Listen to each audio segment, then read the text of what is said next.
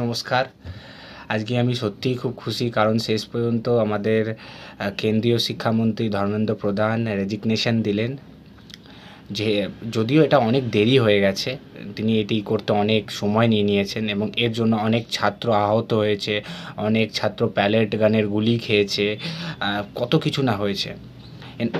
কিন্তু এটা বলতেই হবে, এটা ছাত্রদের একটা বিশাল বড় জয়, কারণ আমরা শেষ পর্যন্ত আমাদের দাবিটাকে সরকারকে কাছে মানিয়েই ছাড়লাম। সরকার মেনেই ছাড়লো আমাদের দাবিটাকে, কারণ আমরা পিসফুলি প্রোটেস্ট করেছিলাম, আমরা কোনো ধরনের অহিংসার পথ নিইনি এবং আমরা সরকারকে দেখিয়ে দিলাম যে তারা যদি কানা বোবা অন্ধ হয়, যে আমরাও যে এতটা জেদি যে তাদেরকেও দেখিয়ে শুনিয়ে বা বুঝিয়ে রেখে দেবো।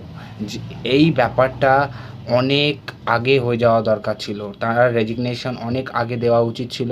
22খানা ছেলেমেয়ে যখন নিটে সুসাইড করলো, নিটের এক্সামের জন্য সুসাইড করলো, তখনই ওনাকে দিয়ে দেওয়া উচিত ছিল, কিন্তু তিনি অ্যাজ আ মন্ত্রী হিসাবে তার দায়িত্ব পালন করেনি। এবং আমি বলতে পারি যে স্বাধীনতার পর সবচেয়ে কেউ যদি ব্যর্থ শিক্ষামন্ত্রী হয়, তাহলে সেটা হলো ধর্মেন্দ্র প্রধান।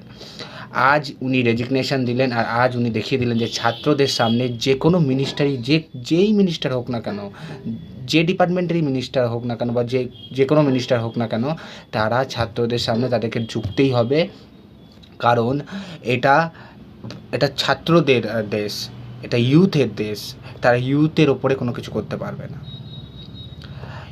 এত নির্লজ্জ ব্যক্তি যে রেজিগনেশন দেওয়ার পরও তিনি কী বলছেন যে আমি দেশের স্বার্থ রক্ষার জন্য রেজিগনেশন দিলাম এবং দেশ বিরোধী লোকদেরকে যাতে বাড়াবাড়ি না হয় তাই জন্য আমি রেজিগনেশন দিলাম। যদি আমি বলতে চাই, যদি কেউ এই দেশের মধ্যে সবচেয়ে বড় দেশ বিরোধী আর ইউথ বিরোধী আর ছাত্র বিরোধী কেউ লোক যদি হয়ে থাকে, সেটা থাকলেন ধর্মেন্দ্র প্রধান। সেটা হলেন ধর্মেন্দ্র প্রধান। ছাত্ররা কোনো দিন আতঙ্কবাদী হতে পারে না, ছাত্ররা কোনো দিন টেররিস্ট হতে পারে না, ছাত্ররা সবসময় তার দেশের ভালোটাই চায়। আর এই দেশে সবচেয়ে বেশি পরিমাণ ছাত্র রয়েছে। আপনি কি ভেবেছিলেন আপনি রেজিগনেশন দেবেন না, আপনি কিছু দেবেন না, আপনি ওদেরকে যেমন তেমন করে ভুলিয়ে রেখে দেবেন অন্য কিছুতে, আর আপনি অ্যাজ আ মিনিস্টার হয়ে থাকবেন? এটা কোনো দিনই সম্ভব নয়।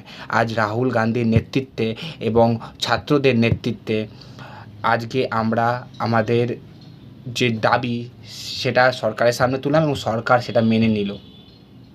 আমি বলতে চাই, এই ছাত্র আন্দোলনটাই শেষ আন্দোলন নয়।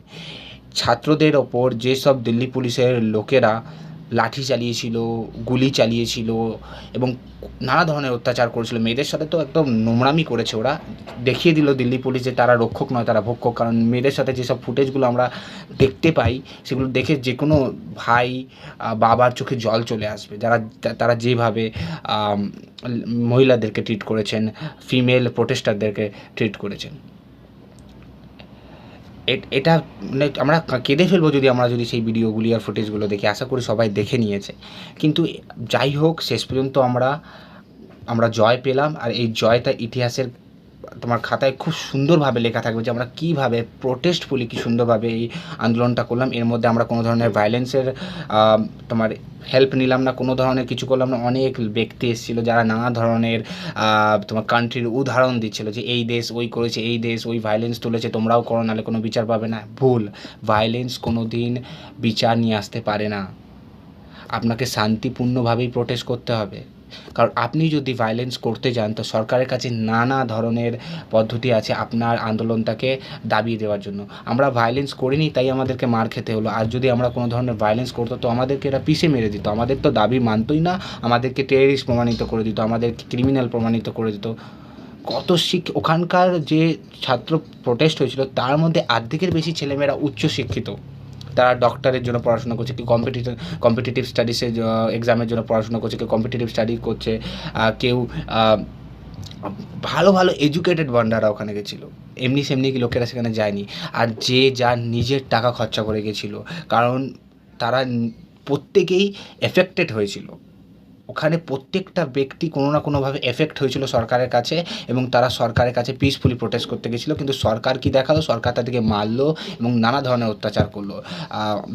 লোকসভায় যখন অপোজিশন লিডার এই ব্যাপারে কথা বলতে গেল, তাকে কথা বলতে দিল না। সে যখন বিরক্ত হয়ে গিয়ে প্রধানমন্ত্রীর প্রধানমন্ত্রীর বাড়ির সামনে গিয়ে ধর্ণা দিলেন, তাকে ডিটেইন করলো, তাকে তুলে নিয়ে গেল। সে একটা লোকসভার অপোজিশন লিডার, তাকে সেই সম্মানটাও দেওয়া হলো না, তাকে চ্যাংদোলা করে বাসের মধ্যে ভরা হলো। আমরা সবটাই দেখেছি, সব ভিডিওটাই মিডিয়াতে আছে। কিন্তু শেষ পর্যন্ত আমরা জয় পেলাম। আমি বলতে চাই এই প্রোটেস্ট এবং এই ধরনের যে সরকারের সামনে নিজের দাবিকে তুলে ধরার যে পদ্ধতিটা, এটা এখান অবধি শেষ করে দিলেই চলবে না। আরও নানা ক্ষেত্রে বেরোজগারি, আনএমপ্লয়মেন্ট, ভ্রষ্টাচার, কারাপশন এবং অনেক ক্ষেত্র আছে যেখানে আমাদেরকে সরকারকে চোখে আঙুল দিয়ে দেখিয়ে দিতে হবে এবং সরকারকে সেটা ঠিক করতেই হবে। তাহলে যে সরকার সেটা ঠিক করতে পারবে না তারা সত্তায় থাকতে পারবে না। দেশটা কারোকে লিজে দিয়ে দেওয়া হয়নি যে আপনার জন্য এত বছরের জন্য দিলে আপনি শোষণ করুন, না, এটা আর হবে না। আপনাকে কাজ করতে হবে, নাহলে আপনাকে রেজিগনেশন দিতে হবে। এই বলে আমি এই ভিডিওটা শেষ করলাম। ধন্যবাদ।